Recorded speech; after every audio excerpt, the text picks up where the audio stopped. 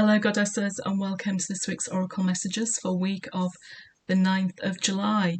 I hope you had a good first week of July and a good weekend. In this video there's going to be my review, which is a review of last week, which is not just the weekly message for last week but also incorporates some of the messages that we had from the new moon last Monday. The full moon last Monday. I don't know about you, but that kind of feels like ages ago now. And there'll be a section for the messages for the week ahead as well. And then just at the end, a suggested date for our next get-together. Some of you know that we got together in October last year. We all met in person for the first time. I'm suggesting we do that again this year, and there's a date that I've put out there. So you can let me know if that works for you or not. Hopefully it will. I'm giving you enough notice to do that. Remember, you get to choose how to interact with this video. You can watch it all the way through and go back to the bits that kind of resonate for you, or you can stop and do your own review before you listen to my review, and you can stop at the weekly messages again to notice your own insights, perhaps do your own journaling before you continue and listen to my interpretations as well. Entirely up to you what works best for you. And remember, you don't have to do it the same way every week. You can just tune into your intuition, listen to your instincts, and do what works for you.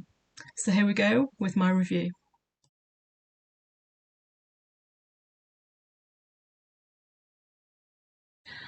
Our weekly oracle message for the past week was body. It was from the coherence suite, and it was the image of that woman lying on her back. So before I get started on my review, if you want to stop and do yours, feel free and come back to this. But the body was about the nourishment and rest that our body needed in order to be divinely feminine. And we don't have to try to be divinely feminine. We just are, through our compassion, through the way we view the world, through putting more love into the world. We are divinely feminine, and by being courageous and strong and resilient, we are also divinely feminine. But when you are like that in a society that is not wholly like that, it's exhausting and tiring. So we got the message about our physical body to tell us to rest, to take in nourishment, whether that's sleep or, vitamins, healthy vitamins, or kind of eating differently. It was about the nourishment that our body needed. And a lot of that tied into the full moon messages as well. And if you remember, we had the energy oracle, daughter personal happiness and healing, healer of the ages, daughter spirit, and angel of love. And as I look back on those messages now, daughter personal happiness and daughter spirit, daughter personal healing and healer of the ages, and the angel of love, there's a lot in there around healing, isn't there? And that's quite interesting because that was last month's development circle discussion. What do we mean by healing? What is there in us that needs to heal? And when I reflect back on this now, I can see those messages in a different way, and that's completely okay. That's what hindsight does. There is something here about healing, isn't there? And it's not about what we as individuals have to heal, what we want to mend or repair in our life, or about ourselves.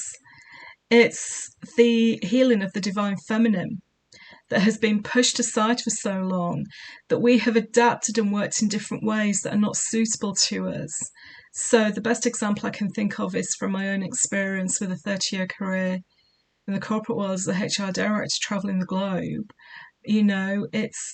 You almost put your own life on hold because you have to be in a certain place at a certain time. You have to do things in a certain way. And I did my job with a lot of compassion, particularly for people when I had to end their employment. I was incredibly compassionate. But I also had to adapt to different in other ways, the patriarchal structures and processes I was working within. And that, wears out the divine feminine. It's exhausting and tired to be both things. So the healing that all of us are doing collectively, and that we don't have to worry about doing, it's the healing of the divine feminine within, but also collectively. Now, that may sound like a big job, and it's not, because all we have to do is keep focused on being compassionate and showing love to ourselves and to other people. And the healing is going to happen as a result of that, and a result of remembering and living with and accepting and understanding The divine feminine is not weak. Being a woman is not weak. The divine feminine has tremendous courage. She has physical courage because women give birth, right? You know, that's one of the most physical things a body can do. So when I look back, it's a message about healing, but it's a message that says we don't have to try and make that healing happen. There's no action to take, actually. And I said this at the time, it's about the state of being we are in. It's about being true to ourselves and who we are, being true to our intuition, being true to our spiritual self, listen to that inner voice, that higher voice. And that's what helps the divine feminine within us heal. And by healing, allowing that healing within ourselves, the collective heals.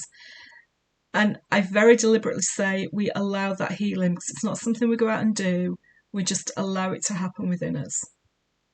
And then we have the quantum oracle messages of optimism, new supportive connections, and playing it safe. So optimism, as we said at the time, there's a lot of difficulty, there's a lot of conflict, a lot of challenges in the world. And it would be easy to get very downhearted. And those thoughts can impact what our physical body does.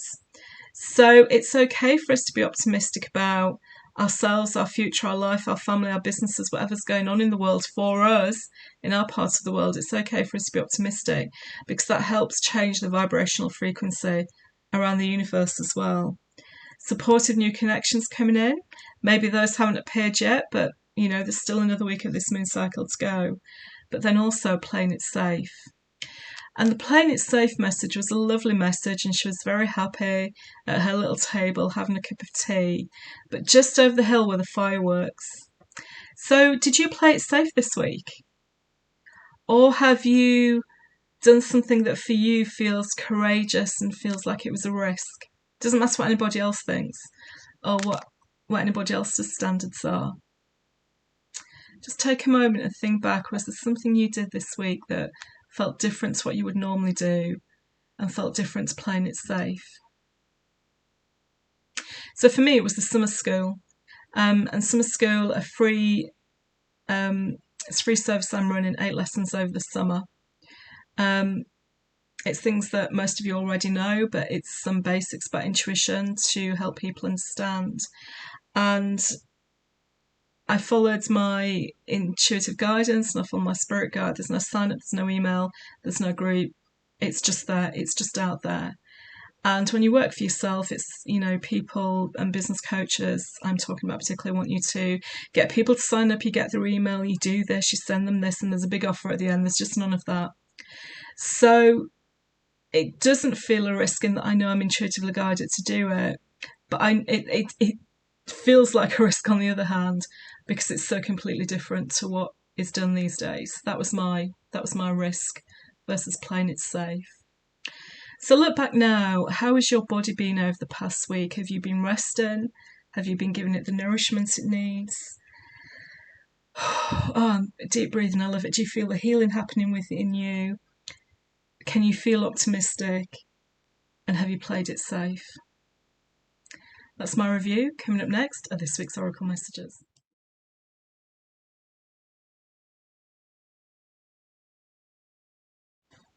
And here are this week's Oracle messages, which I just love. So from Reclaim Your Intuition. I'll show you what the 3 messages are, and then if you want to stop the video and just think about your own insights that come up for them, that's absolutely fine. So the first message is from the frequency voice, and it's Acacia. The second is from the Inner Voice Suite, and it's Collective and Consciousness. And the third, also from Inner Voice, is Higher Self. I cannot begin to tell you the excitement I feel with these 3 messages together. Oh my goodness. So if you want to pause here and get your own insights, that's fine. I'm carrying on.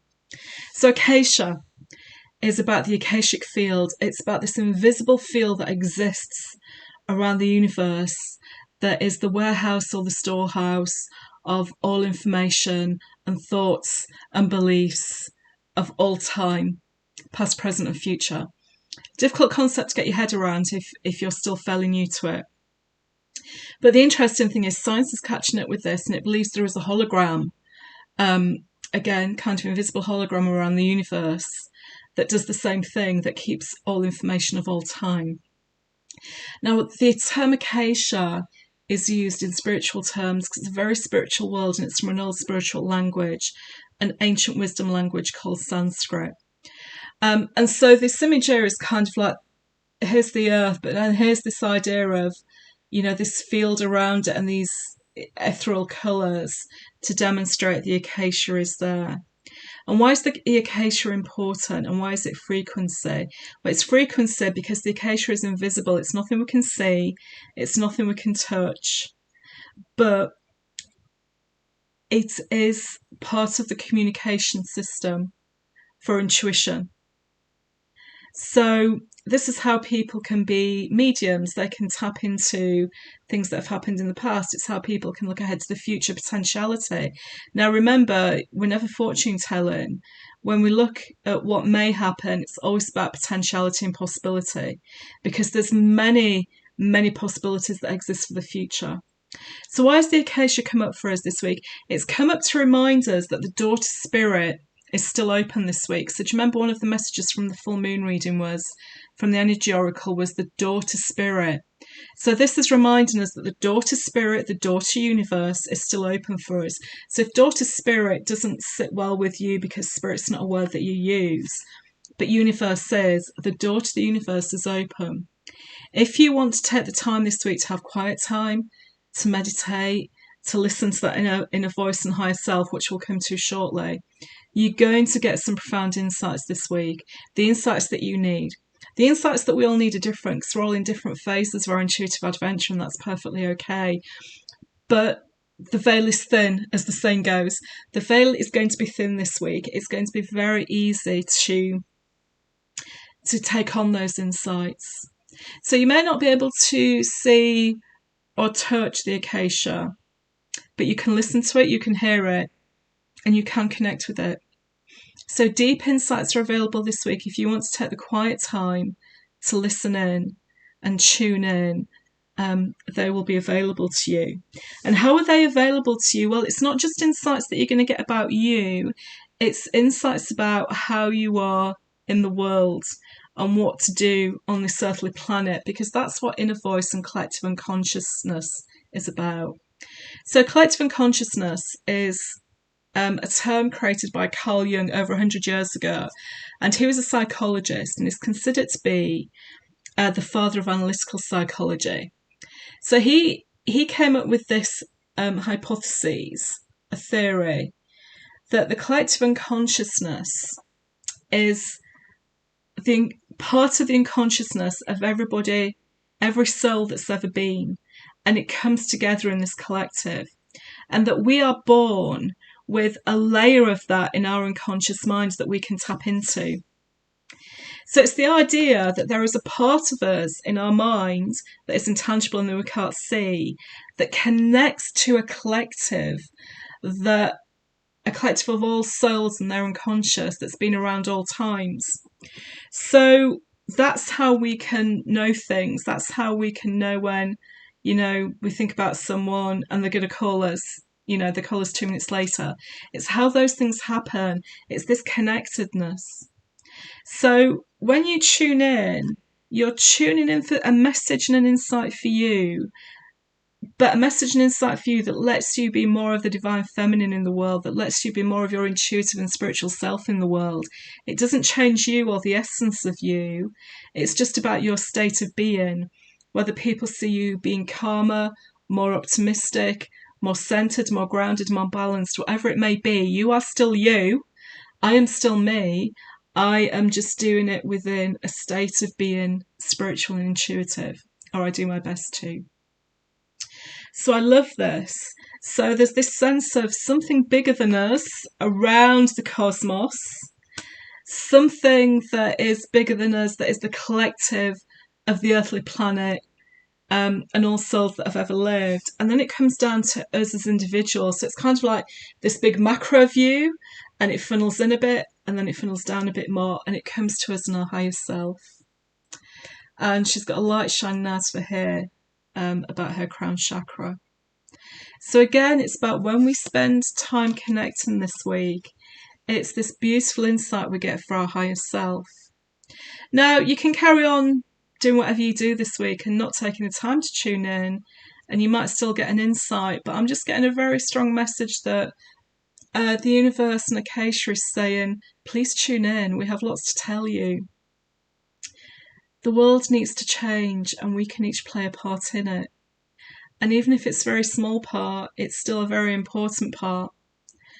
And there's also a personal message in here as well for everyone each week about the state of being. And it's about doing things from our higher self and not from our ego in all parts of our life, work, personal, family, the groups that you're involved in, whatever connections you make in your life.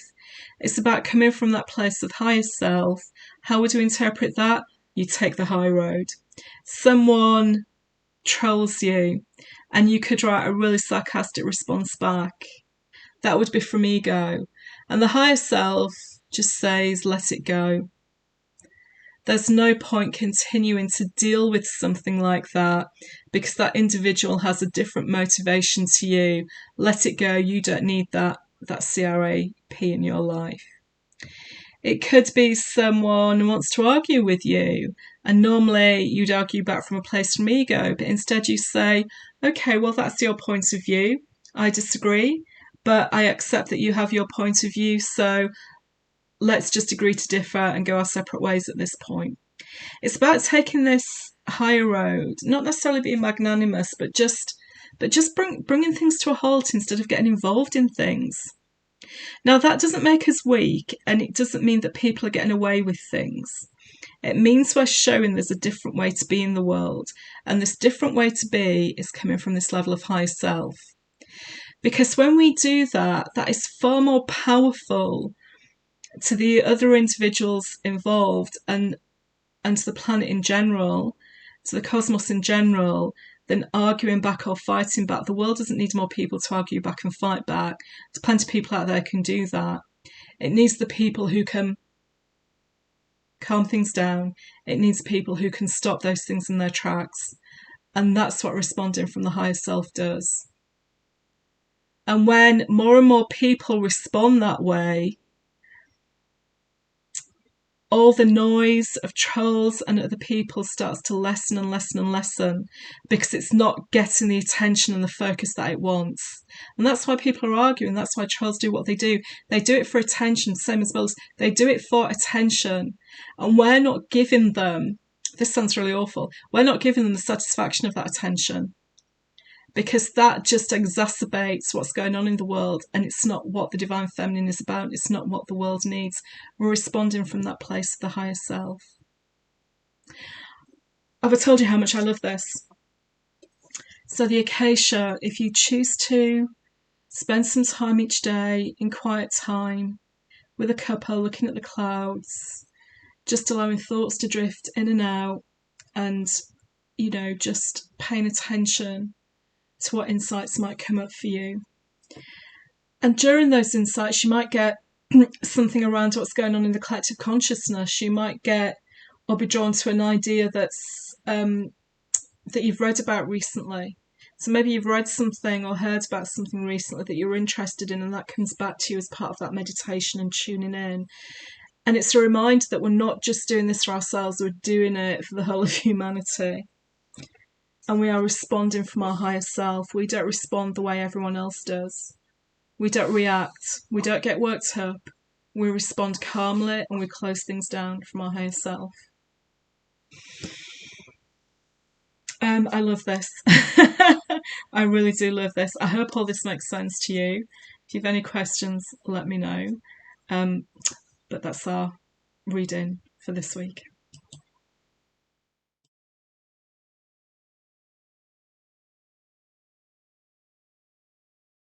Thank you for watching all of this, ladies. So just to remind you that next Monday the 17th is the new moon oracle reading at 7:30. Wednesday the 19th is the development circle at 7:30. I'm not sure yet what the development circle is. I think it's going to become clearer after the new moon reading next Monday. And I would like to invite you for our an annual get-together on Sunday the 8th of October at lunchtime at my place. We did it last year and it was great fun. And I'd hoped we might have been able to do something earlier this year, but time has passed me by. So Sunday the 8th of October, if you can let me know how you are fixed for that date.